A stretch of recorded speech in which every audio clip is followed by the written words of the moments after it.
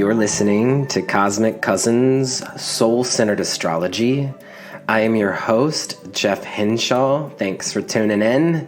Cosmic Cousins is dedicated to honoring the interconnectedness of our universal family through embodied health, self-discovery, and deeper learning. And it is here to bring you back into alignment with the cosmos. So thank you for being here as always.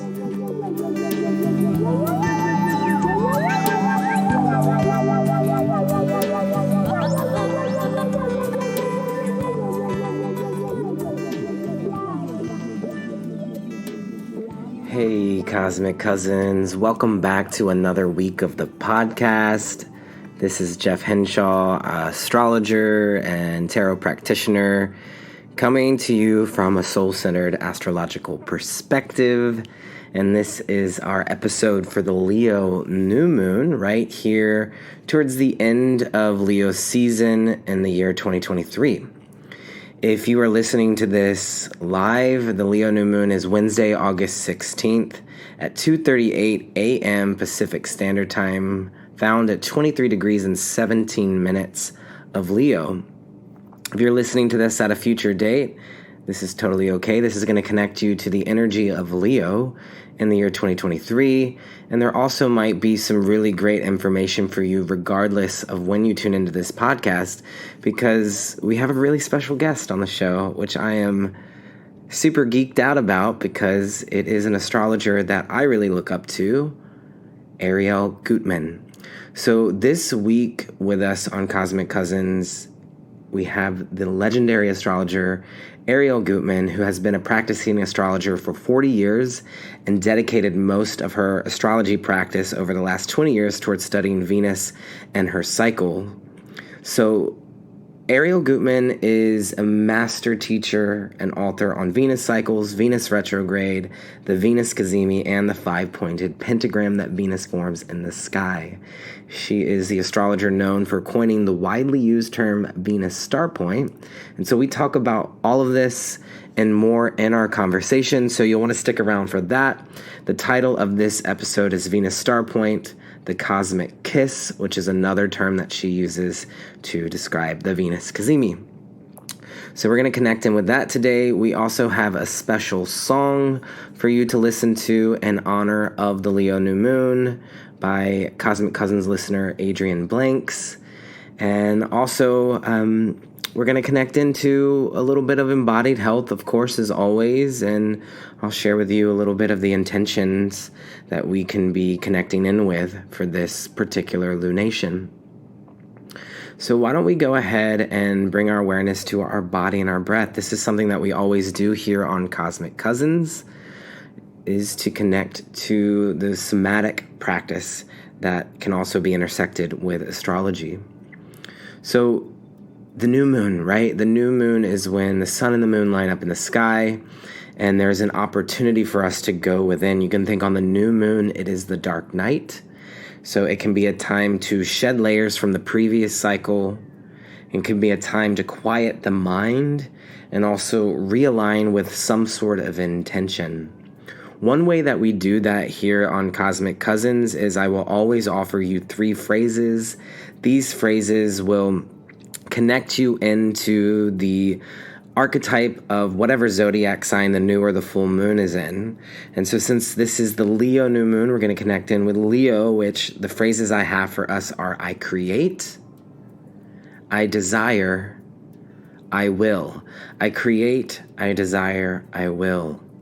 So these 3 phrases could inspire a 3-card tarot spread, which if you do pull cards for these 3 phrases, you can post them on Instagram and tag me in them, and I'll reshare them. I always love to see what tarot cards you are working with for the new and the full moon.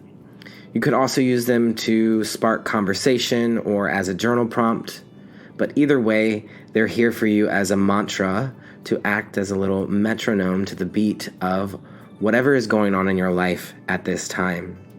I create, I desire, I will. So with the new moon in the sign of Leo, We are invited to pause with purpose. Leo is a purposeful sign that is ruled by the sun, which the sun in your birth chart is going to connect you to your purpose, the light that you shine forth to the world, and your consciousness. On the northern hemisphere during Leo season, it is the most conscious time of the year. The sun is out for an extended period of time. It is hot. It is in Portland, Oregon, where I live, it is over 100 degrees today. So we're feeling into the heat and the fixed fire of this radiant sign, Leo. And so purpose is important. So you can honor your actual sun in your own chart on the Leo new moon. But new moons I often think of as a time to pause, so we're invited to pause with purpose. We might also feel that the world around you is gearing up for some sort of radical breakthrough. This new moon forms a square to Uranus and Taurus, so pressure may feel like it's building. This is also further emphasized because this new moon in a fire sign is trying to the North Node of Fate, which recently just entered Aries. And so we are being encouraged at this time towards Aries, evolving towards Aries. Whatever planets you have in Aries in your birth chart over the next year and a half will be getting an opportunity to grow, to upgrade, to expand. These feel like very positive words, and they can also require a tremendous amount of release and transformation in that process. So yes, we are being encouraged towards Aries. This is a time to be encouraged towards standing strong as an individual, going a route that maybe is a route that is less often taken. Aries, the pioneer, is carving out a new path. So yes, standing strong as individuals, standing your ground. The Emperor in the tarot is Aries' soul growth card, and the soul growth card for Leo is the strength card. These are number 4, Emperor, and number 8, strength. So you might take these cards out on this new moon. You might also take the Empress out, since we're going to be talking about Venus today, and you'll also hear in our conversation with Arielle that they connect both the Empress and the Star card to Venus, so you might even take the Star card out as well. So love and desire, these are phrases we might think of for Leo, connected to the heart, but these are also phrases or words we might think of with Venus. But with the North Node of Fate and Aries, Aries is a bit more about war, and there's a sense of ambition or passion with Aries. So sometimes you may have to fight for what you love. You may have to fight for what you desire. These are some ideas that are coming to me right now. So grounding into your power, letting go of any kind of sabotaging thoughts that are keeping you from stepping into greater embodiment, the greater embodiment of love, the greater embodiment of your higher self. These are things that Leo inspire. Again, Leo is connected to the heart. It's also connected to the spine, so erecting your posture, connecting to the crown chakra, connecting to the heart, the energy within the entirety of the chest cavity, and connecting to the hair, the top of the head. So you might quiet your mind by placing your hands on your heart. You could take a deep, nourishing inhale into the heart, bask in the light of the sun. Allow old versions of yourself, old parts of yourself to melt away. With each breath, invite greater joy into your life. As you exhale, you might release old versions of the self. On this Leo new moon, we're owning our right to love fully with compassion and grace. Breathing new life from the base of the spine to the top of the head. Opening yourself up to a greater love. And so as Venus continues its retrograde journey in Leo until September 3rd, it intensifies the focus on matters of the heart and on self-worth. This retrograde period invites you to pause, reflect, reconsider, revisit past relationships, to reconnect with lost passions, to reassess your values. Could also bring up issues and concerns around not only relationships, but also work. Venus can connect us to money and the work, the offerings that we put out into the world. So again, Venus retrograde may bring up unresolved issues, asking you to heal and release what no longer serves you. So this combination of the Leo new moon, just a few days after the Venus Cazimi, which is when Venus lines up with the sun, is an invitation to go within and to reconnect to your relationship with love, self-expression, desires, and authenticity. If it feels right for you, perhaps you clear out space within yourself, within the garden of your heart, to set intentions around these Leo themes and also these Venusian themes. Some Leo new moon questions for reflection. How might you invite greater joy and love into your life? How might you invite greater love and joy into your life?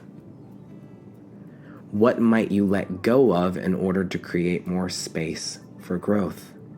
What might you let go of to create more space for growth? I have 2 Leo new moon affirmations for us. Breathing into my heart, I invite in greater love. Breathing out, I release what no longer serves me. Again, breathing into my heart, I invite in greater love. Breathing out, I release what no longer serves me. Our 3 phrases for this Leo new moon: I create, I desire, I will. So before we get into our conversation with Arielle Guttman, we do have a special song that has been sent in by a Cosmic Cousins listener, Adrian Blanks. They've recently released this original song, accompanied with a music video to go along with it. And the video is themed around Elama's ritual, filmed at golden hour on a mountaintop in Marshall, North Carolina. So we're going to listen to this song as a way to close out our Leo new moon embodied meditation. So while you listen to this song, you could breathe into the heart, breathe into the spine, breathe into the crown and the hair. I hope you enjoyed this song by Adrian Blanks. Hey y'all, happy new moon in Leo. I'm Adrian Blanks. I live in Asheville, North Carolina. I'm a singer, songwriter, and witchy woman. I'm also queer, vegan, and a Leo. In fact, I have 4 planets in Leo: Mercury, Venus, Mars, and the Sun. All my Leo placements are in late degree Leo, so that places them in the Aries decan of Leo. And so is this new moon, an audacious and daring, steadfast and driven new moon, the courage to pursue your dreams. I recently released an original song that is a recipe for divining on a backdrop of grounding drone, which my amazing friend Kate Lee Bryant plays on the fiddle. She also sings the high harmony, and my incredible friend Catherine O'Shea lends her contralto to the low harmony. The recording features instruments distinctive of Appalachia, such as fiddle and dobro. My partner, who did the vocal arrangement for the 3-part harmony, also has Venus in Leo. We're both passionate performers and educators who enjoy the spotlight as much as we enjoy sharing our light to help others shine. When I was a child, my grandmother, who is also a witch and has 5 Leo placements, taught me to concentrate my energy. She said that if I wanted something, I had to focus on it, give my energy to it, visualize having it. As a 10-year-old, that really came in handy for the stuffed animal I wanted from the claw machine. As I grew into my adolescence, I became dismissive of magic. But when I returned to the path many years later, these words came out of my pen on a nature walk, and I think you will feel the Aries flavor of Leo, just like this new moon, of determination, drive, and staying the course come through this song. I hope you enjoy Appalachian Manifesting Song, and it has you humming along. If you enjoy it, be sure to give me a follow on Spotify or check out the music video on YouTube, which was a huge collaboration between nearly 20 Asheville artists, including Once Upon a Photo Studios, Traub and Jewelry, Brushes and Braids, mountain moon dance, just to name a few. Lots of love and happy new moon.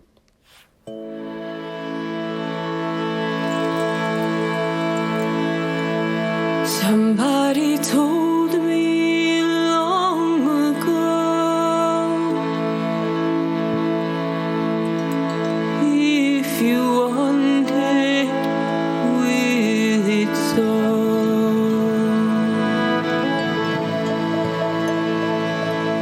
Lift up your hands, hold your desire, then gently give it to the fire.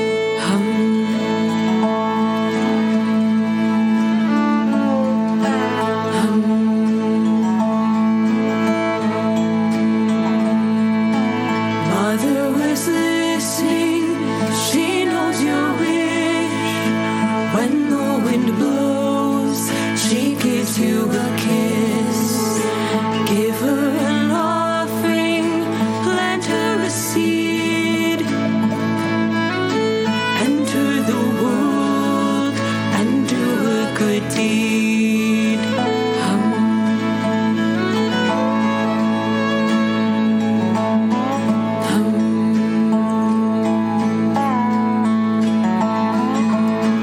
This is my wisdom I offer to you. Reveal your desires and you'll see them through. Lead with kindness and humility. That's how to shape the world we see.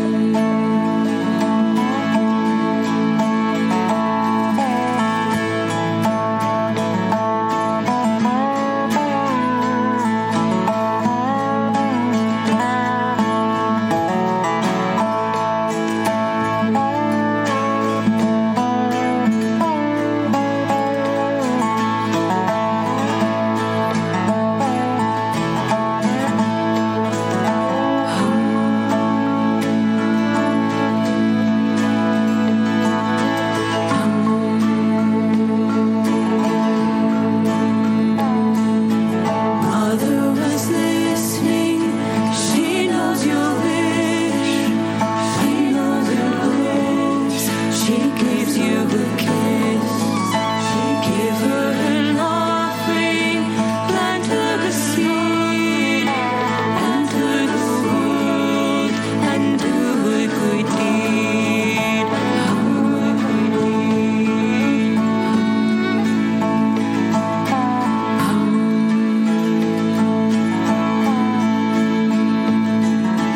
This is my wisdom I offer to you. Reveal your desires and you'll see them first. Lead with kindness and humility. That's how to shape the world we see. The world we see.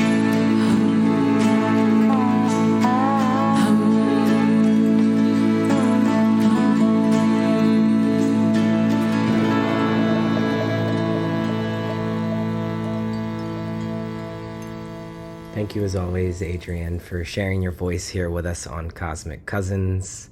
If you'd like to check out that music video, there is a link in the show notes along with links to the audio of the song.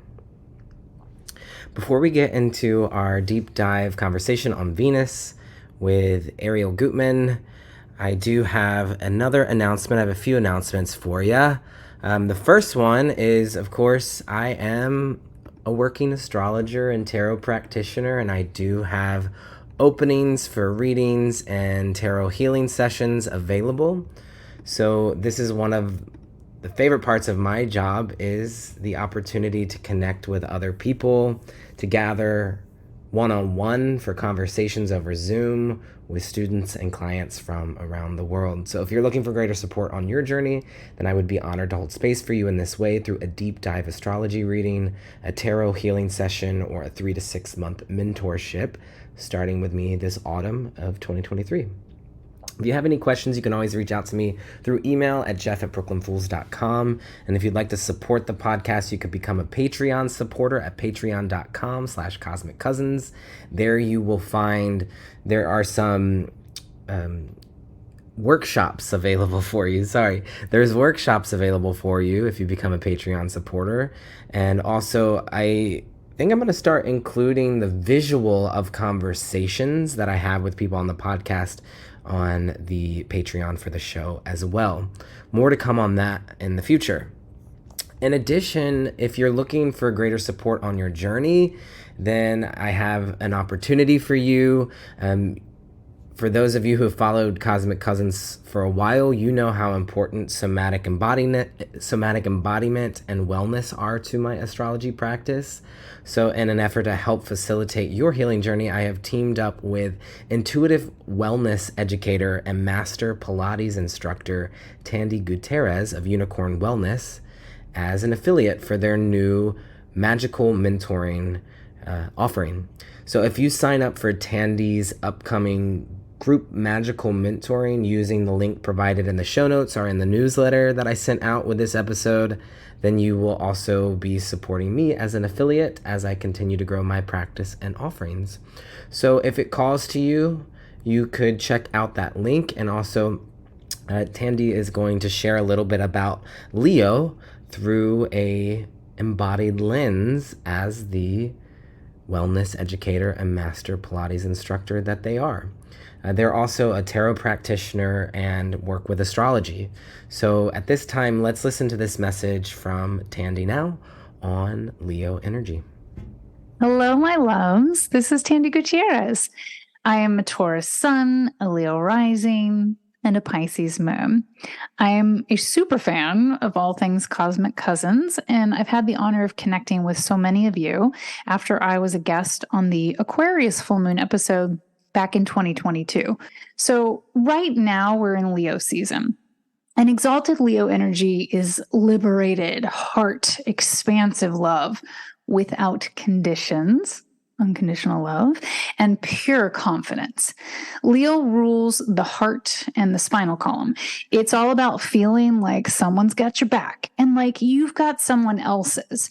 It's about what, who, and how we love out loud through words of praise, through protection, through how we show up.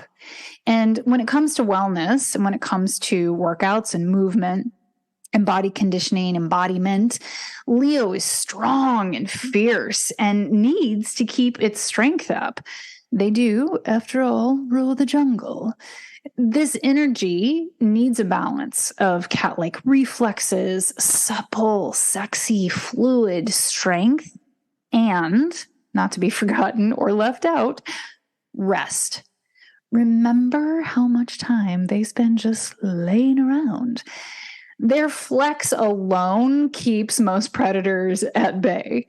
So in Leo season, members of unicornwellnessstudio.com are working with sun salutations, the alchemization and clearing power of lion's breath, heart openers, hip openers, and strengtheners, as well as building their back strength. This cycle of workouts releases deep muck that's been stashed in the body's emotional storage units, that's in the heart, and in the actual heart, right? So again, the two energetic centers, your heart and your solar plexus, these chakras, it's going to release things that have been keeping us from our true place in the sun. Leo season totally offers us a vibe check. Are you committed to your own shameless, without shame, shine, and strength. Like, are you putting in the practices? They're going to help that come to fruition in this 3D incarnation. It's time to be brave and bold and courageous in supporting ourselves. And in my opinion, yes, it's an opinion, there is no more powerful way to do this than through our vessel, our body. Our bodies truly are heaven on earth, and they are the temple and the home of our soul. And the better we tend to our vessel and to the temple, the stronger our magic gets, the more fluid our healing can become. Because, why? Because embodiment is real. We're here to bridge the work between the seen and the unseen, the physical and the metaphysical. So, in this season, who knows? Or perhaps in another, when it calls to you, Unicorn Wellness Studio might just be your wellness home.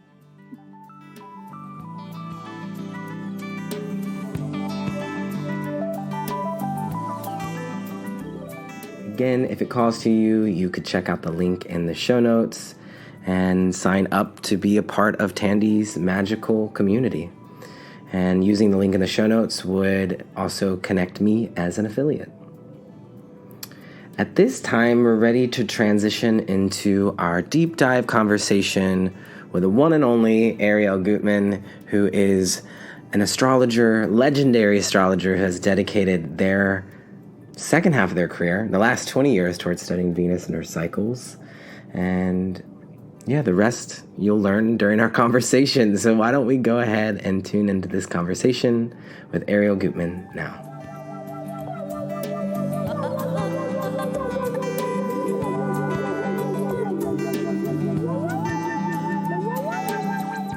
Today with us on Cosmic Cousins, it's my honor to welcome to the podcast the incredible astrologer Arielle Guttman, who has been a practicing astrologer for 40 years and dedicated most of their astrology practice over the last 20 years towards studying Venus and her cycles. So welcome to the podcast. Thank you, Jeff. I'm so happy to be here. So happy to have you here and so honored too. And it feels really auspicious to be gathering with you today because we're gathering for the Leo new moon, which also just happens to be within the few-day window of the Venus and Leo Cazimi. Would you be willing to share with us a little bit about what a Cazimi is for those who might not be familiar? Yes, I would love to. So, you probably all know about, I'm assuming you would all know about Venus retrograde, or when a planet goes retrograde, right? Yes. So we all know about Mercury retrograde. Retrograde is 3 times a year for 3 weeks at a time. And we know all the popular jargon around what that means when Mercury goes retrograde. Well, Venus, which is our only other inner planet between us and the sun, has a similar type of pattern going retrograde, although it's much less frequent than Mercury.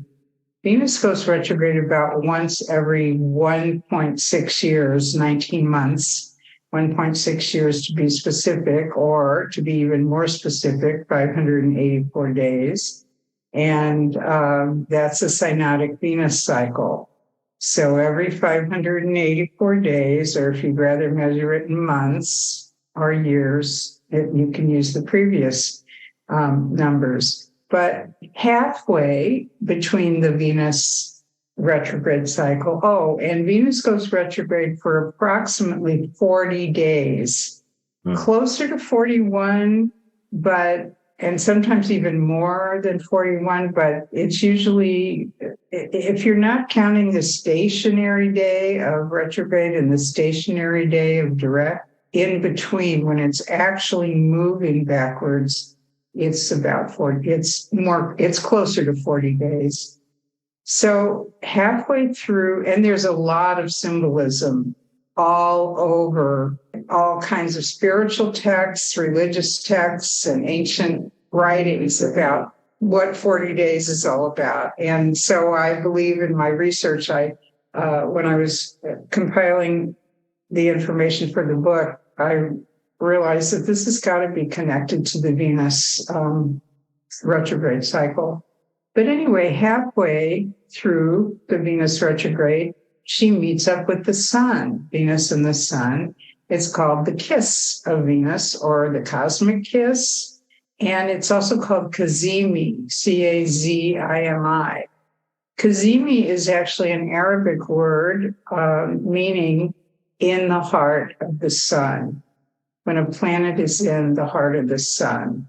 Now, any planet can be in the heart of the sun during any part of their orbital cycle, or during a certain part of their orbital cycle. But Venus happens to be halfway through her retrograde in the heart of the sun. And this is what she did on the 13th of August. And it was at 20 degrees Leo. And so this creates that sort of cosmic kiss and makes that 20 degrees Leo a very hot and fiery, active degree, sensitive, what we would call a sensitive degree in the chart. And now in Venus's orbit, she does 5 of these retrograde kisses in an 8-year period.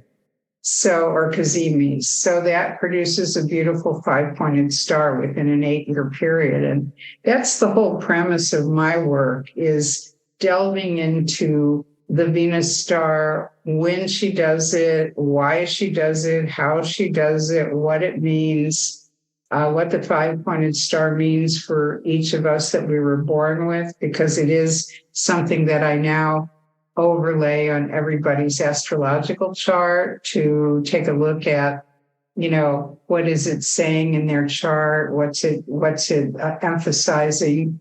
But, there's so many things we could say about it. We could talk about the Leo part of it for now, or the 5 signs that it's in our current timeline, or the retrograde pattern. I mean, it's up to you. What would you like to know? I can go off on any one of these topics. Well, actually, I have all of them in my notes. So I like that you're giving this broad, almost like understanding of all the different themes that can take place when working with Venus. It's so in depth, and I'll trust that will flow in the ways that we want to with the conversation. But the one that I'm struck with now that I didn't have in my notes is you using this phrase cosmic kiss, which I just wrote down in my notes. Which, are you using that interchangeably with the Cazimi, the cosmic kiss? I've always used the kiss of Venus. Mm-hmm. But it is a cosmic kiss because it's happening in the sky. And it's also, and I know you're the Cosmic Cousins podcast, so I think that's kind of appropriate. It'd be interesting to see. I mean, these things are no accident. It would be interesting to see when you started the podcast, when you named it that, how it fits in your chart, how the Cazimis wrap around, your own cycle. Because the other thing isn't just that this is the start of an 8-year of a 1.6-year cycle. It's a start of Venus's 1.6-year cycle, having ended the last retrograde that was in Capricorn in early 22. But it's the beginning of the next 8-year cycle for Leo, because if we go back to 2015, exactly at this time, mid-August of 2015, we had the last Leo retrograde Venus Cazimi. And that happened 2 days later on August 15th, and it happened 1 degree later, because in an 8-year time period, Venus really only moves about 1 degree, sometimes 2 degrees, but it's a very slow moving energy, this Cazimi. And so it's so hot and vibrant that if it's touching off something in your chart, it's not just a here today, gone tomorrow type of energy. As you can see, it can last a very long time, almost like a whole decade. Gotcha. That was going to be my next question, because you're calling it a hot degree. And so this particular Venus Cazimi is found at 20 degrees of Leo. And so I'm wondering, that's a hot degree because it's in Leo. Our Venus Cazimis are always hot. And also, is that a degree that we could be paying attention to over the next year, over the next 8 years, or however long? Yeah. I'm just kind of curious about. Yes.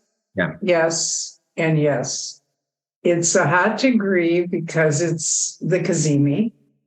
It's a hot degree because it's in Leo. It's a hot degree because it's going to last for 8 years, or, a minimum of 4, possibly 8, because it's the start of an 8-year Leo cycle. And so 20 degrees Leo is really what we're talking about. And I would give that a very tight orb, 21, 19. I wouldn't go much further than that.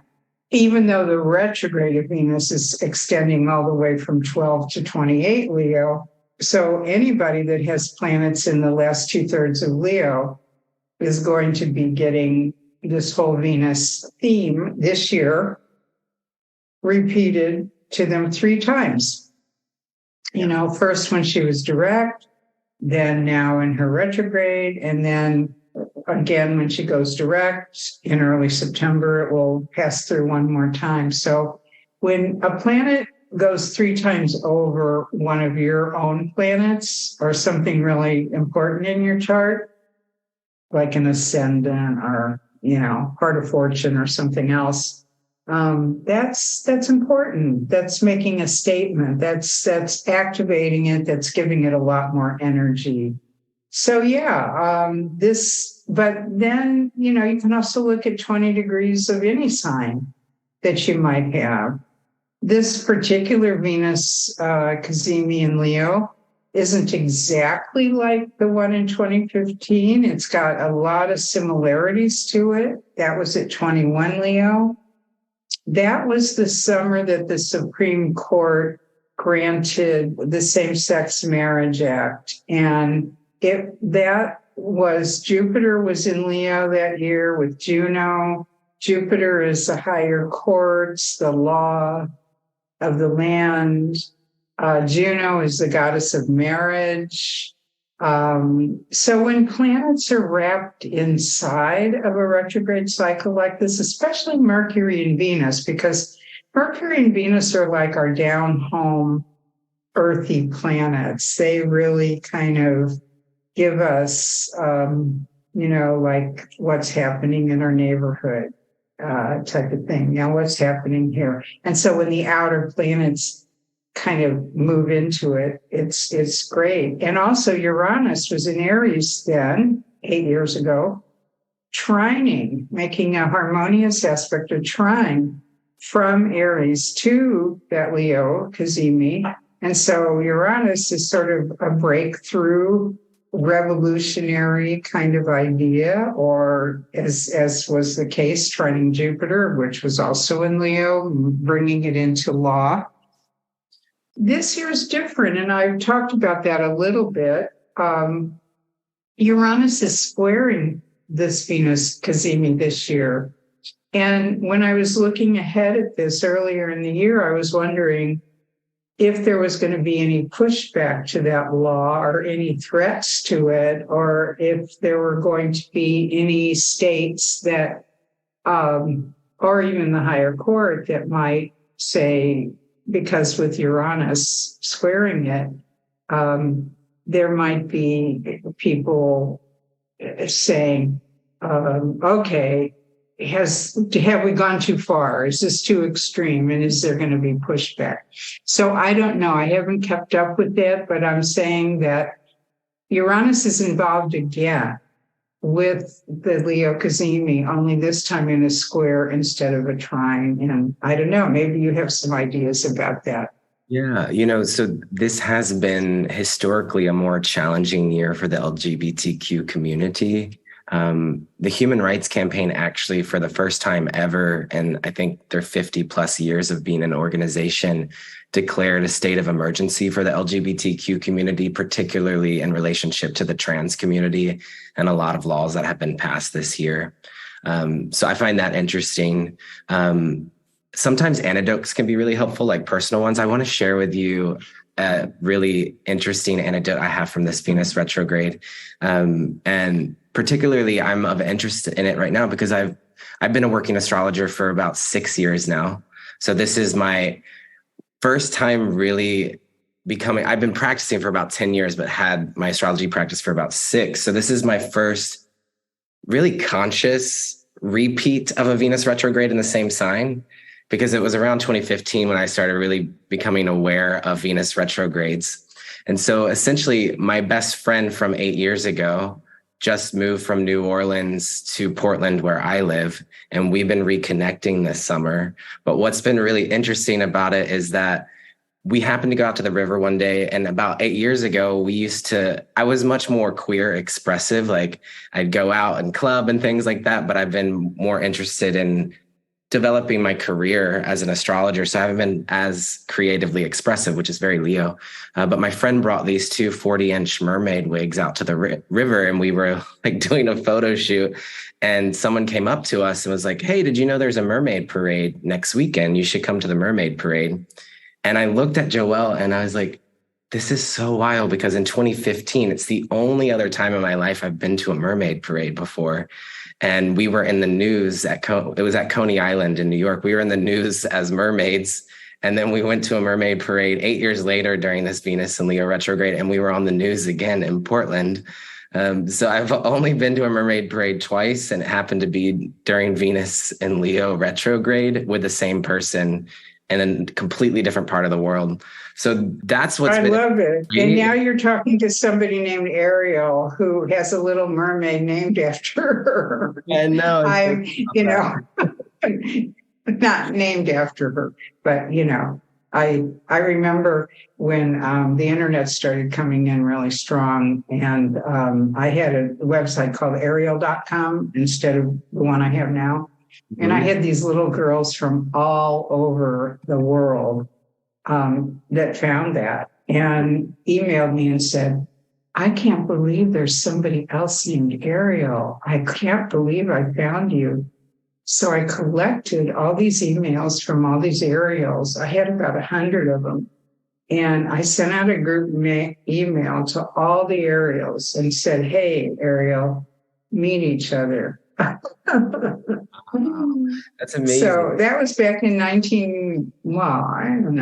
1999 or 2000, somewhere around then. But that was kind of funny. That was a fun thing. So I'm glad you brought up that reference to the Little Mermaid. But what I want to say about the rainbow and the Rainbow Coalition, the rainbow, the colors, it is so Leo.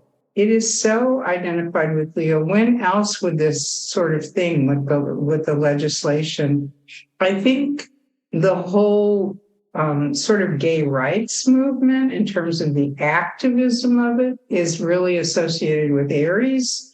And I've got some specific dates, historical dates, that correlate to the Aries star points of our time, where gay activism was really strong. But as far as this expression, the colors, the creative aspect of it, the let your colors show and let it all out, that's totally Leo. Yeah, and even just the concept of pride, and having your group of people or tribe that you feel really connected to, and expressing that in a group feels kind of Leo to me.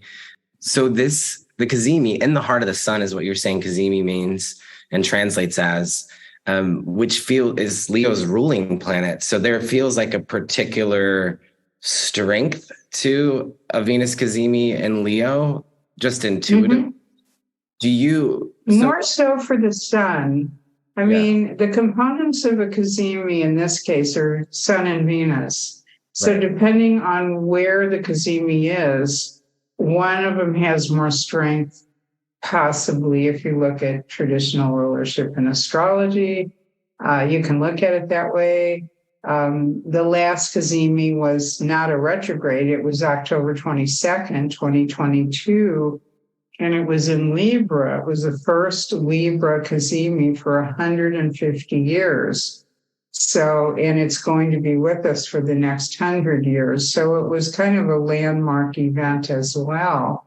It's shifting, it's going to be over the next decade, shifting the culture into new ways based on Libra rather than Scorpio, the star that's fading out. And so Libra with Venus rulership will be given those Cazimis will be given a little more strength to Venus as the planet involved. But this one, the sun, is I would say it's a lot more centered around the sun. Although Venus, according to another interview I just did, it's on YouTube right now, with an astrologer in Australia. She said the Babylonians considered that Venus had an exaltation besides Pisces in Leo. And I know from traditional astrology that Venus is in her, what they call her joy. Every planet has a house of joy in the fifth house. So there are some definite correlations to both Venus and the sun with Leo here. You just dropped some really powerful information about it shifting from Venus star points and Scorpio into Libra. So I kind of just want to rewind and recap a little bit for those that might be newer to this concept. But essentially, your studies led you to the Venus star and the meaning of the 5-pointed star that the Venus Cazimis create. And so they actually draw a pentagram in the sky when you observe their conjunctions with the sun. So I have a few questions around that. I would love to talk about the shape of the pentagram and its connection to Venus and its intersection even with the tarot and the pentacle suit. And I'm also curious about your conscious choice to be tracking the Cazimis, because wouldn't there be an opportunity to maybe track when Venus stations retrograde, but you chose the Cazimi as the point of focus, which intuitively just its translation of in the heart just feels so Venusian to me. So I understand intuitively maybe why you chose the Cazimi, but I'd love maybe you to explain what your thought process was in that, or how you were guided to connect with the Cazimis. Right. This takes me back to 2004 when I began my research with Venus, and I started looking into the star pattern. I was initially guided to discover the meaning of this star through looking at Venus retrogrades, because in 2004, Venus was going retrograde in Gemini. And I was doing a series of talks for some upcoming seminars and tours we were doing. And one of my talks was something about, connecting with the sacred feminine. And was looking at Venus as one of the, aspects of the sacred feminine in the sky. And so I'm looking at the Venus retrograde in Gemini, and I thought, okay, let's look at when did the last time did it go retrograde in Gemini? And I found it, 8 years ago. And then when did it go before that? And it was like 8 years ago. And when did it go before that? Oh, 8 years ago. Okay, I got it. 8 years. Every 8 years, Venus goes retrograde in Gemini. But then I was looking at those degrees, like you said, I could have tracked the star from there, from the retrograde point.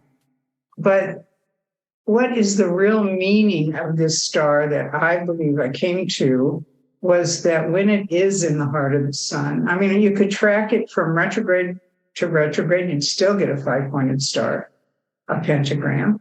You could track it from the day it goes direct to the day it goes direct, you'd get a star. You could track it from the 14th day of the retrograde, you'd still get a star, but as long as you're consistent. And I chose the Cazimi because I felt that the sun combined with Venus just had so much more energy to it, because when Venus is retrograde or direct, it's fine. It stops on the path, but we know the planets move along the path called the ecliptic. And it's almost like you're looking at the path as if you were looking at all the planets moving around the sun, as if you were watching, a race around a track, like you're watching Olympics or something, and they're all in their different lanes. Each planet or each runner is in its different lane, and they're going different speeds. Okay. And you take a snapshot of one moment in that race, and for that second, all the runners are placed at various points. And that is your natal Venus, or that is where it's retrograde, or that's where whatever, but it's just that one point moving along the track. What a Cazimi is when the sun and Venus and Earth are all lined up. They're all lined up, and the light of the sun is shooting its energy through the heart of Venus to the body of the Earth. And it's so much more powerful than just a position where Venus landed on the day you were born. And I'm not diminishing what power the planets play in your birth chart. They definitely have a strong meaning and emphasis, but the Cazimis, I feel, are really, they have a certain kind of presence, authority, I would say, that the other things don't. So I did choose the Cazimi for the aspect that when I started researching people's charts, and I did hundreds of people's charts in research, celebrities, politicians, musicians, writers, my own files, my own archives, to see how does this Cazimi, pre-birth Cazimi work in their charts, and then started using it in client work. And I was just sort of really blown away by its pinpointing such accuracy in terms of what a person is bringing forth from their heart and soul and expressing in their life. Yeah, I was gifted the opportunity to have a reading with you earlier this year, back in February. And just for those that are interested in the 5 points of the Venus star points, what you offer is helping people understand. I think it's the 3 that come before your birth and the 2 after your birth. Is that correct? That's the 5 points that it creates. But you have one that is like the Venus star point, which is the one that was right before you were born. And for me, the one most closest to your birth, but previous to your birth. Yeah. And that's your head point. That's the head, called the head point. For me, I found out that exact degree is like the love of my life's sun degree in Scorpio. And I just I never knew that. It completely blew my mind. So the way that you're describing the Cazimi is, it's the sun, the planet, and the earth. In many ways, we could say a Cazimi may hold a similar vibration or invitation to a new moon, since it involves the planets lining up with the sun in the same way that the moon might do during a new moon. So how might you work with a Venus star point or a Venus cycle in tandem with the energy of a new moon, or in tandem with the cycles of the moon? Do you find that there's any correlation or energetic support between Venus and the moon? And I'm thinking about this now because this Venus Cazimi is taking place so close to the new moon in Leo, which we are gathering today in honor of the new moon in Leo. Yes, there's some very rich material about the moon and Venus and the new moons and all of that. To answer the first question, I will say that some astrologers feel that Venus begins her cycle when she's making her Cazimi with the sun on the far side of the sun, the superior conjunction, when she's not retrograde. I believe she's making her start of her cycle, synodic cycle, 584 days, when she's closest to the earth in this retrograde, because she's looping around retrograde. She's turning, she's ending a cycle. She's turning. It's almost like, in the old days, you would maybe see a bus going to the end of the line, and then it would turn around. It would go into a parking lot or something, and then it would turn around, and then it would start its route back over again. So it's sort of like, you hit the end of the road. Now you're turning around and you're going back the other way. It's that loop, that retrograde loop.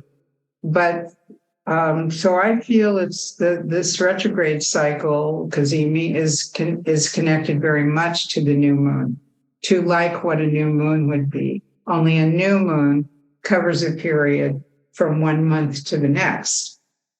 This retrograde Venus new cycle covers from now until the next Cazimi, which is 9 months from now, or 9.5 months from now, which will be in June 4th in Gemini.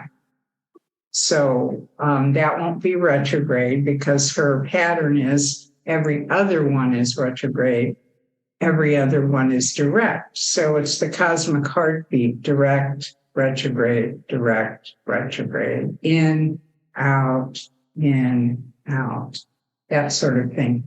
Superior conjunction, inferior conjunction, closest to the earth, farthest from the earth, thus producing morning star Venus, evening star Venus. So there's a dual aspect to Venus. We know she governs 2 signs in astrology, Libra and Taurus. She has a morning star, evening star. She has a yin and a yang. She's a love goddess, and she's a goddess of war. She's got her, 2 aspects to her nature. She's not all just love.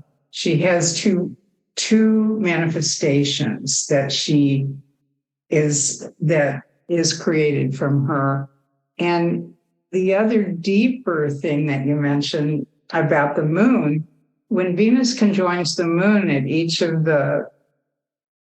each month, whether it's in her following her, or whether she's morning star Venus or evening star Venus, it's connected very, very closely, and has been for a while now, to the journey of Inanna's journey to the underworld, because she makes 7 passes with the moon in visibility while she's visible at each. And it's the 7 gates that Inanna, she had to discard her sacred objects, her regal, everything, her possessions, when she went down into the underworld. And then when she came back up, at each gate, she regained 1 more of those things that she had given up on the way down. At each gate, she had relinquished 1 sacred object, and then on the way back up, they were restored to her. And then, she became back to her throne, Queen of Heaven, and then she descended again into the underworld, sacrificing all of her worldly possessions.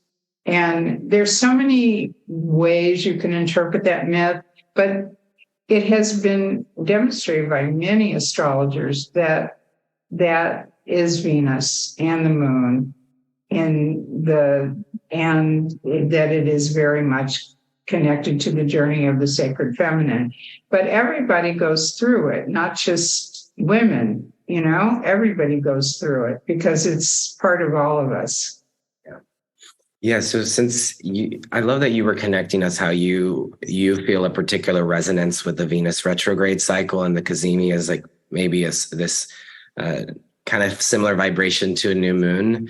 Would you say that this is a powerful time to be setting intentions around Venus themes, or would you say it's maybe more of a time to take a step back and just simply reflect in your own experience and practice? Well, I think the retrograde of Venus's 40-day period is very much about kind of going within and reevaluating. When Mercury's retrograde, we're thinking about something differently. We might be seeing something differently. logically, or we're getting more information about it from the other side of our brain. With Venus, it's about values. Venus has a lot to do with values and how we are connected to the things we love. And so a lot of times for the Venus retrograde, we're actually kind of reviewing, going within, like Inanna, surrendering things, things in the world that are just objects. But then we're going into the core of our being. So it is a time to, review our love life, let's say, look at it more seriously but more especially to let go of anything in our life, whether it's people, relationships that are close or that are not so close even, that we want to bring closer because they add value to our life and because our heart is happy from being with them, or to relinquish certain people and maybe let go of certain relationships because they make us feel they're heavier to us. They're not as much as, and I don't mean you're going to leave somebody who's, suffering, a good friend or something that is in a crisis right now and say, well, I don't feel good being around that person. That's not what I mean. I mean, just someone, that you've maybe been with for a long time, but you see, this person is a constant drain on me, or just something. My heart doesn't feel happy when I leave this meeting between, and it can happen between people. It can happen at work. It's most especially happens for people at work, because during Venus retrogrades, this is when I hear from people that they really feel like they want to quit their job. And it's not because they hate their job. It's usually because somebody in the atmosphere that they work with is making their life miserable. And it's, so they will also leave relationships at that time or question them, maybe not leave them, but question them. So this is a time to let go of things that aren't working, but also because it's a loop back around, it's the letting go, and then a time to set intentions for what would you like? How could you improve the situation, or what would you like to experience in this next 9 months during this Leo Cazimi? And I would especially configure it to the house that it falls in your chart. So if it's your 11th house, it's going to be in your house of groups or friendships. Yeah. It's from my understanding that you are the astrologer who coined the phrase or the title Venus Star Point. Is that true? And could you explain to us maybe, like, if that is true, where you came up with that name and why you chose Venus Star Point? Because it's a star. It's a 5-pointed star, and each of the Cazimis of 5 in an 8-year period make a different point of the star. And that's what came to me, Venus Star Point. And I was trying to figure out what to call it. I didn't know. This is back in 2004 when I was first compiling the information about it. And the answer that came to me was just call it Venus Star Point. You're talking about the Venus star as a whole, but you're also talking about each individual star point. So yes, I coined the phrase, and I'm just kind of simply amazed that how many people are using that term now, that it's just like all over the astrological world. And I didn't really know how far it would go, but it is out there. Is without even maybe people knowing its origin. So I feel, very happy to be sharing that with the listeners of the podcast today. And you also mentioned that there's the Headpoint. Do you have a name for the other 4 points? Yeah. There's 2 arms and there's 2 legs. Nice. Okay. I love that. I made it into a little cute little Vitruvian figure, like the Vitruvian Man, that one? Yeah. That Leonardo da Vinci was fascinated with the Vitruvian Man, and it's this figure with outstretched arms, and the feet are kind of apart. And on my YouTube channel, there's a Vitruvian Venus mudra, a full body mudra that you can do, where you're actually sending the energy up all through your body to the sky, to the earth, and through your heart and the body, through the arms and the legs and head, to make a 5-pointed star. And it's just a wonderful feeling that you get from doing that. And it's like carrying Venus with you for the day. I'm glad that you're bringing it towards these, like maybe a practical practice that we could incorporate into our life. A big part of my practice with connecting with astrology is through somatic embodiment and health. And I do associate Venus with some of these more embodied themes of maybe connecting to the body, connecting to nature. Are there, how do you ground your astrology practice? And are there certain rituals you engage with that you feel open to share with us that might connect you to Venus? Because oftentimes astrology can be incredibly cerebral, or spiritual, or intellectual practice. How do you ground your astrology practice? I think you just gave an example, but I'm wondering if there's another example. Yeah, I also co-authored 2 volumes of mythic astrology, and this is how the planets and the signs, more or less, we interpret them from how they're tied to the ancient stories of myth. And the second volume, Mythic Astrology Applied, is all about applied. How do you apply? The first book, Mythic Astrology, was about where do these stories come from? Why does Saturn mean what it means? Why does Pluto mean what it means? Why does, Venus mean what it means? And so we did a lot of work on that. And so it is more cerebral. But the second volume is much more earthy, Mythic Astrology Applied. And it takes the point of view of, in the chart, there is probably in everybody's chart a planet, and there may be more than one, that is what traditional astrologers might call highly debilitated, or what we could name as a problematic archetype. There's like too much of it, or there's not enough of it. And so when I'm looking at a chart, I'm looking for that. Where is there too much and where is there not enough? And so where is balance needed? And so Mythic Astrology Applied actually goes through each planet and talks about remedies, grounding exercises, like, a typical example that a lot of people in our Western culture have is too much Saturn, because Saturn is kind of a workhorse. And, it's like we're tied to our computers, or we're tied to our jobs, or, whatever it is, we just spend way more time, way more hours of the day focusing on that than we do getting out, taking a walk, taking deep breaths, doing,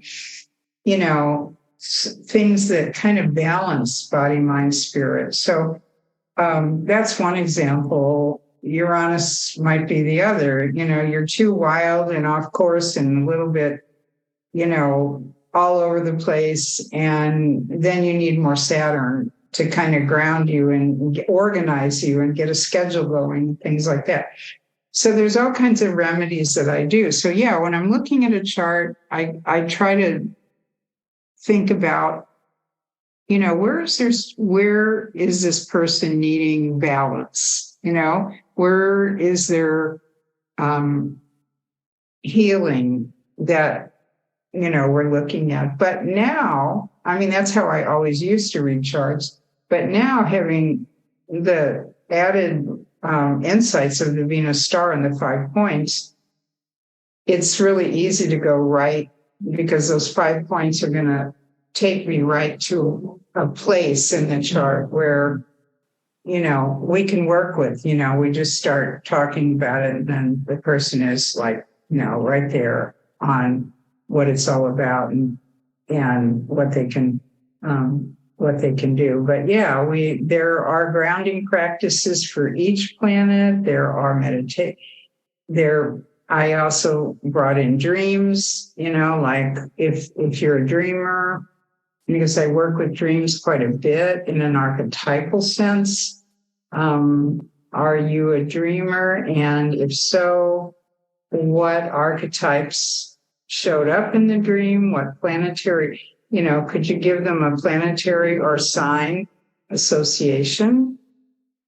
And if so, what do you think that planet was saying to you in the dream?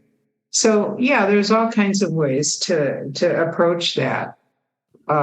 Each one is, very personal and very specific. But yeah, I like that you do the more somatic way, because you're right. Astrology can be very cerebral. It can get us, away from, I also love that the current practice of astrology is getting back to sky watching, actually getting out, looking at the night sky, seeing the positions, seeing their relationships, instead of us just sitting at a computer and calculating the charts and doing it that way, because that's also that's not just a body experience. There's a very spiritual, if you ever stood outside or spent any time outside at night watching the stars or communicating with the stars, what the feeling is. It's quite profound. You don't even know what those stars are a lot of the time. Well, I think that's the constellation, whatever, but you're not sure, but you're still getting a vibratory response from them. Yeah. And the Venus Cazimi will mark a time where Venus is shifting from morning star to evening star, or the other way around. And so that's also a really good time to connect in with Venus in the sky. Yeah. Yeah. Not in the sky, because at the Cazimi is the only time you can't see her. Right. And that's the other thing. When you talk about like a combust planet, which means it's invisible to us, we can't see it. And Cazimi, you really can't see it unless it's a transit of the sun, which happened twice in our lifetime, in 2004 and 2012, of Venus across the sun, but it won't happen again until 2117. So that was a rare and exciting time to be Venus watching, because then you could really see her move across the face of the sun. But most of the time you cannot. When a planet is Cazimi, the rays of the sun kind of burn it out. You can't see it. So Venus is disappearing. That's the thing. When it's Cazimi, it's disappearing from us, from our view. And it's not there for us to actually see and communicate with. It's more like an inner journey then. It's an inner feeling. What am I feeling from this? And what,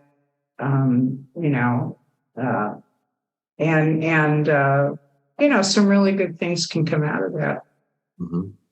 Yeah. In some ways, it kind of reiterates some of the retrograde themes of going within and connecting. Yeah. Mm-hmm. I had mentioned this earlier. We talked about the shape of the pentagram. Another part of my practice is building a bridge between astrology and tarot, and just using tarot as a visual tool. But Venus is associated with Empress, the Empress card, and the tarot. And also the pentacle suit, we can very much connect to Venus, as you have uncovered for us the shape that Venus makes in her cycle. So I would be curious if you have any thoughts or experience with the Empress archetype from the tarot, since you have dedicated so much of your life working with and understanding Venus. Yeah, I love the tarot. I work with it as well.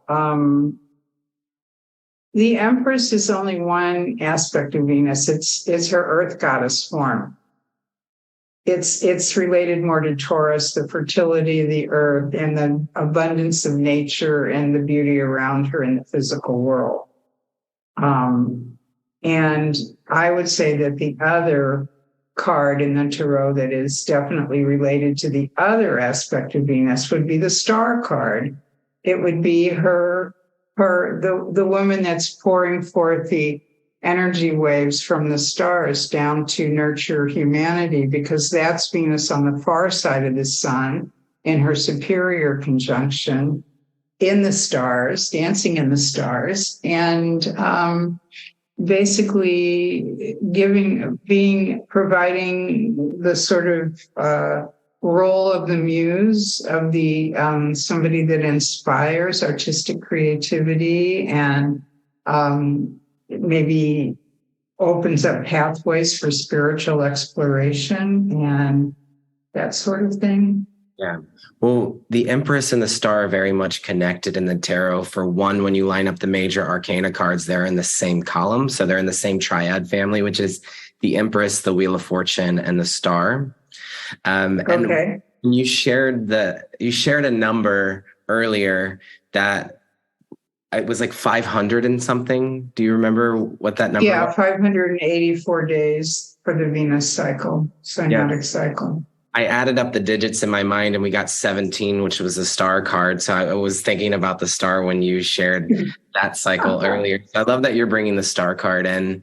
And also it's an 8-pointed star on the star card. It's not a 5-pointed star, but the number 8 also came up, I believe, which is an 8-year cycle of Venus. Yeah, it's the 8 years of Venus. In fact, when you look at all the Sumerian artwork that has been left to us about Inanna, she's always depicted as an 8-pointed star.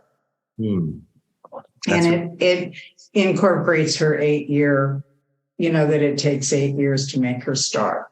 Yeah. Yeah. So if she takes 8 years and she's a goddess in the heavens and she's pretty much can do whatever she wants and do it quickly, I always say to people, don't be impatient. Some things take time. 8 years to make her star. So if you're waiting for something to happen, I don't know if you get this, but one of the responses I often get when I'm speaking with people whose chart I'm doing is that the Venus star, it's so easy to read kind of a lifetime of events. You can go ahead for several decades with just looking at the slowly moving star and what it's going to activate in your life.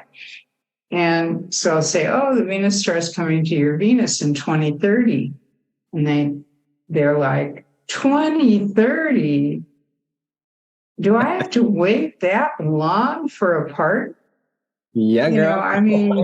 How many times do we get that kind of response? It's not that it happens every day, but it does happen. And I'm thinking, what's that saying? When the student is ready, the teacher appears.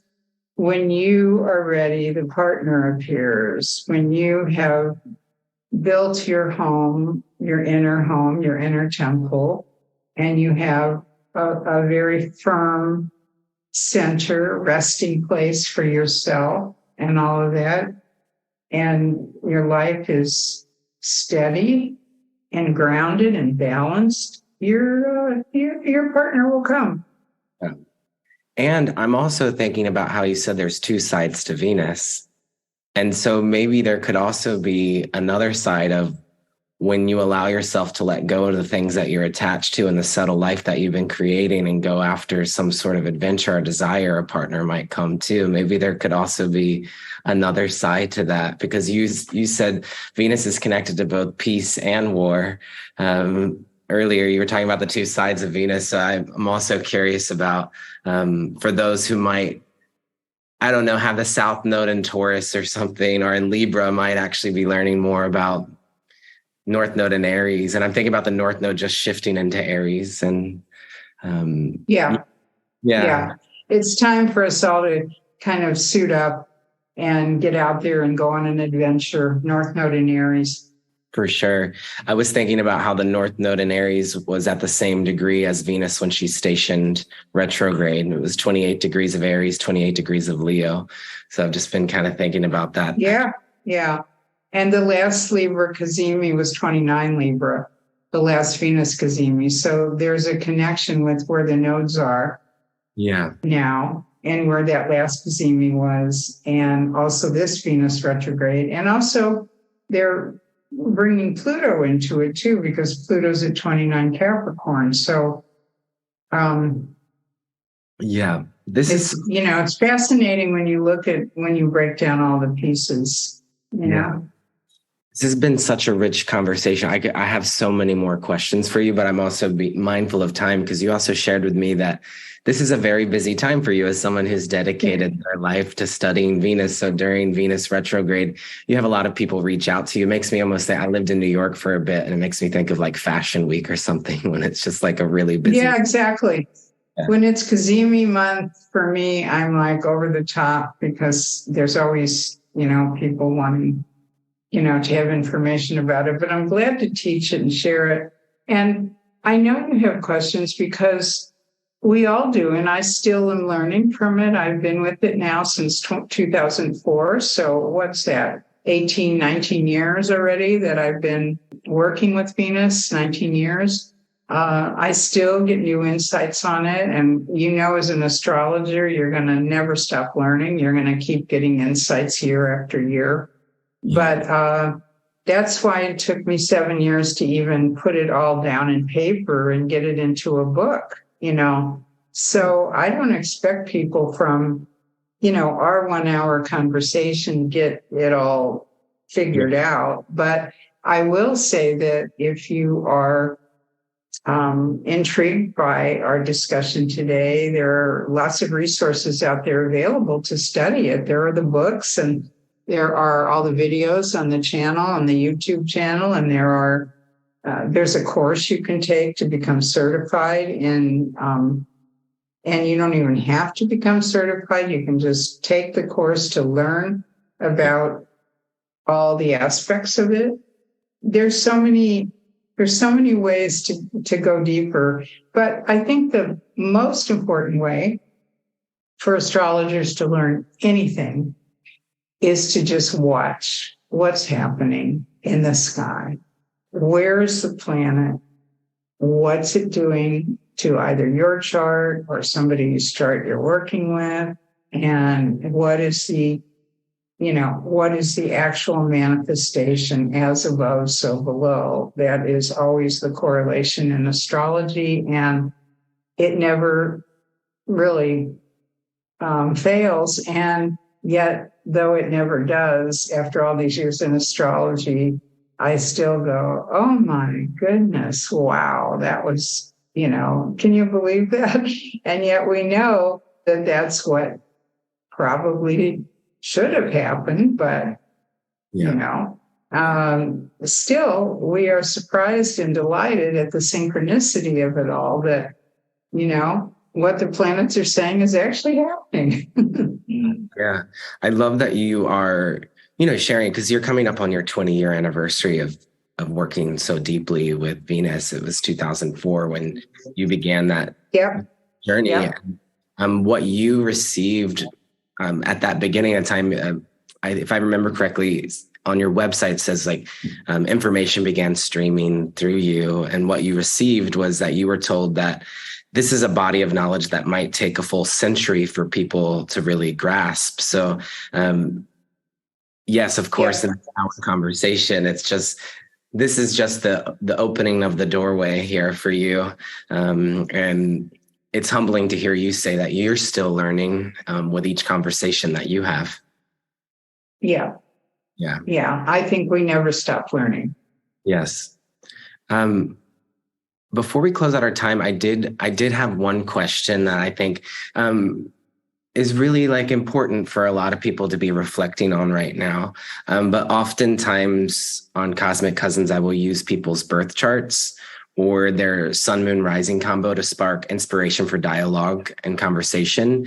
And when I asked you if you'd be willing to share your birth chart, you said that you never really share it or discuss it publicly. And we live in this age of information, particularly younger generations like millennials and Gen Z are often, they share their birth chart widely, and it might even be stored for public access on apps like CoStar. So I was wondering if you would speak to this and why you might, as an astrologer, choose to keep your birth chart maybe more sacred or private. My birth chart has been posted for many years on astro.com. So Okay. It's not a secret. If people want it, it's out there. Somebody posted it. I didn't. Okay. I just feel like it's not about me. I know that Leo and this Leo star since 1987 has inspired a huge, given birth to a huge celebrity culture of, it's all about me and, followers on Instagram and this and that. But I'm not a big social media person. It's not about me. I don't need or want the personal attention.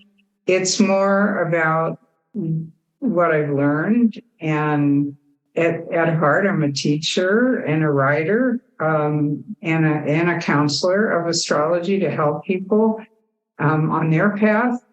And I feel like it's worthy service. It's wonderful service that I was very fortunate to have found early in my life. And it's been an almost 50-year career now in astrology. So I'm feeling very blessed that I found it. But I don't really necessarily get a kick that much out of talking about my own chart. But aspects of it I don't mind sharing. I'm an Aries star point, evening star. And the new Libra star that was just born and the nodes that have just shifted into Aries Libra are just about to connect. All of those are just about to connect with my natal Venus star point. So I do feel a richness of, timing and synchronicity and a culmination, let's say, of a lot of my life's work is really kind of coming together right now. But where I am right now in life is just wanting to train other teachers in this methodology so that it just keeps getting passed down.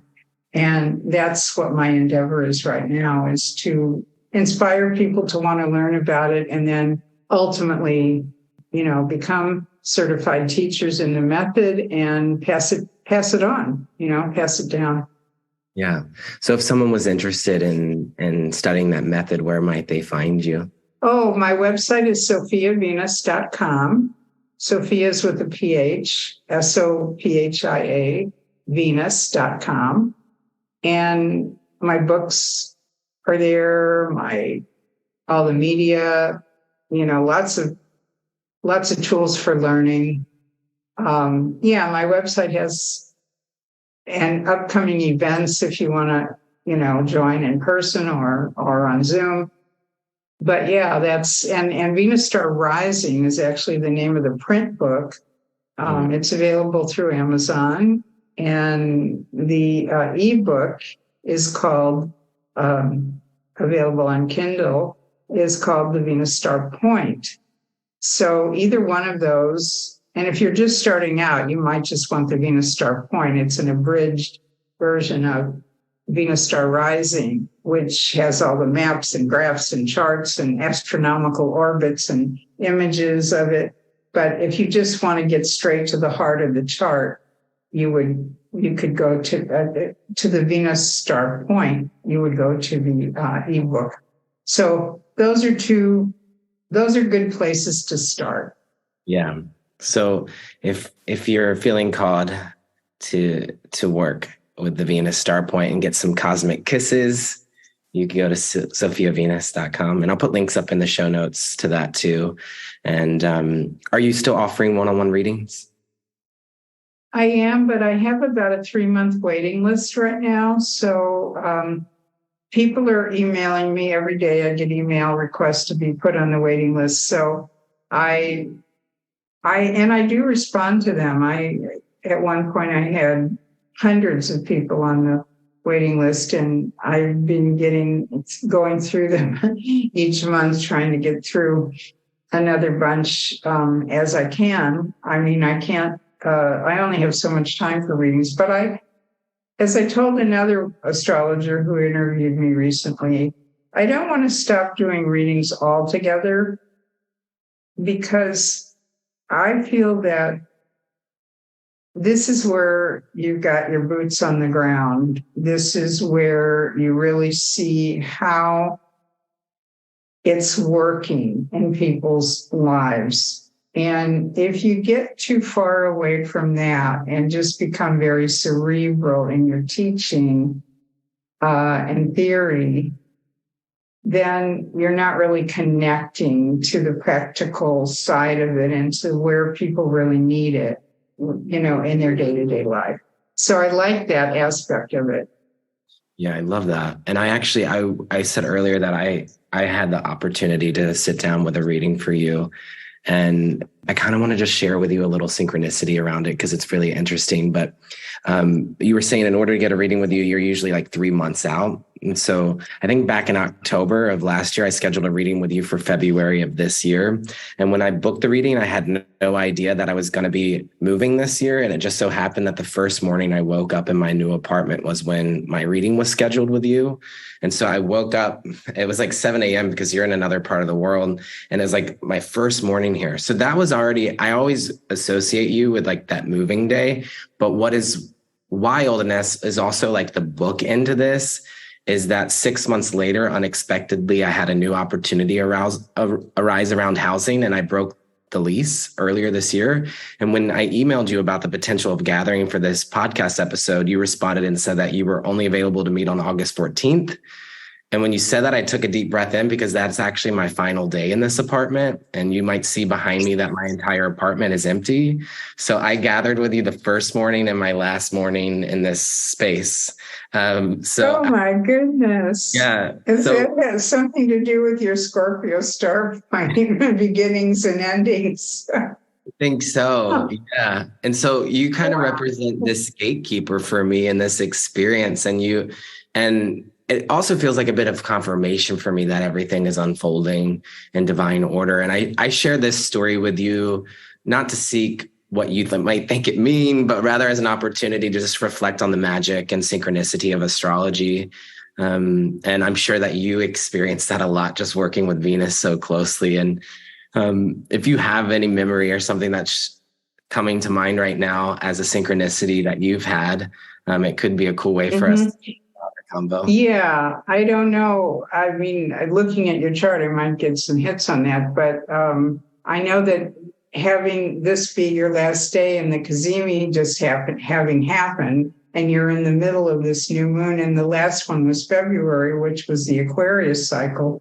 So it has something to do with the Leo Aquarius polarity here. And I'm Aquarius sun, Aquarius rising. Okay, so yeah, it's definitely part of it's fitting in somehow to your framework, but that's interesting. Yeah. Yeah. So yeah, thank you for being the unconscious gatekeeper to my, or maybe right. I had no idea. Well, did you enjoy that apartment while you were in it? Yeah, it has held me nicely, and the address is 2222. And I also connect you to Santa Fe too. You lived in Santa Fe, New Mexico. Yeah, I did. For a long time. Taco shop on the corner that's Santa Fe Tacos, like around the corner from where I live. So I always think of you when I see that sign too. Oh, how funny. Yeah. Boy, could I use a Santa Fe taco right now here in Greece. They're very hard to find here. Yeah. Are you on your Venus line or something in Greece? Have you looked at your Venus lines astrocartography wise? Oh, I have. Yeah. I'm actually, believe it or not, it's not my Venus line. My Venus line's over in Italy. This is my Pluto line, but it's also my Venus star line, which I had no idea of when I fell in love with this place so many years ago. Back in the 90s when I came here, I said, I'm going to live here one of these days. And I didn't know anything about the Venus star then. But when I charted my, I know my relocation chart here Right. and the geodetics and all of that of it, and my Venus star, natal Venus star point is right smack here pretty much over the island of Crete. And I always thought I would be moving to Crete. And I may still, but right now I'm not in Crete quite yet. I'm in a southern suburb of Athens, and I'm enjoying it quite a bit. Beautiful.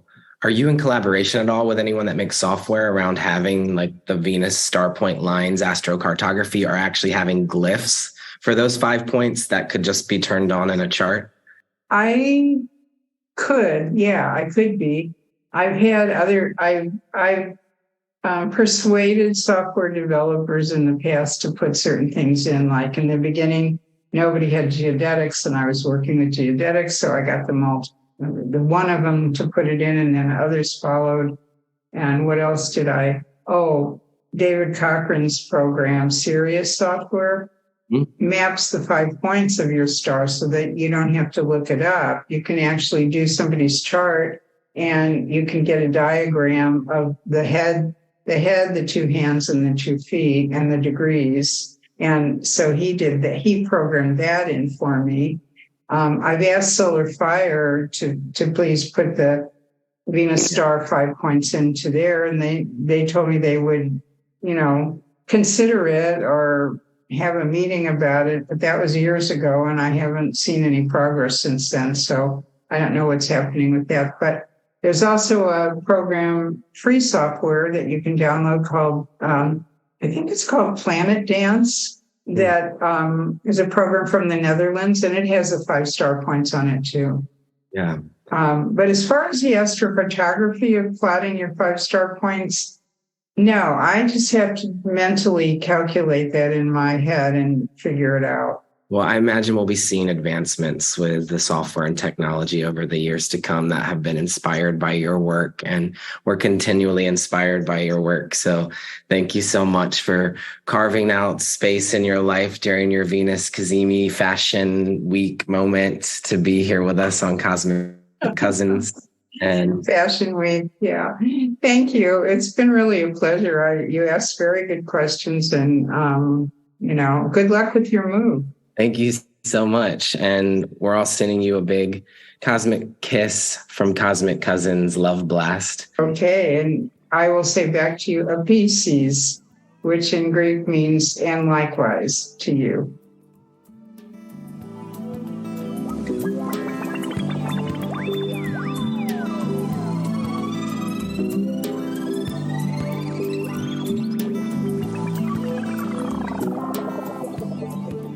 All right, Cosmic Cousins, thank you as always for tuning into this podcast.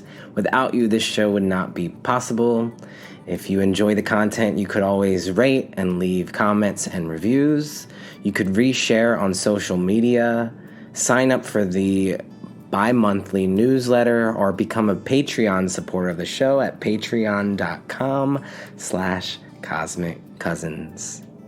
I'm wishing for you a heartfelt, embodied Leo new moon and rest of Leo season, and I'll see you in 2 weeks for the Pisces full moon, which will be the second full moon of August 2023. The Pisces full moon, just for our own records, is on August 30th. So next time I talk to you, it will be Virgo season with the Pisces full moon. And we'll be at the final few days of the Venus retrograde. And Venus stations direct just around Labor Day on September 3rd, the day before Labor Day. So energies are shifting and changing. But for now, happy Leo new moon to you. Take sweet care, cousins. And remember, deep breaths.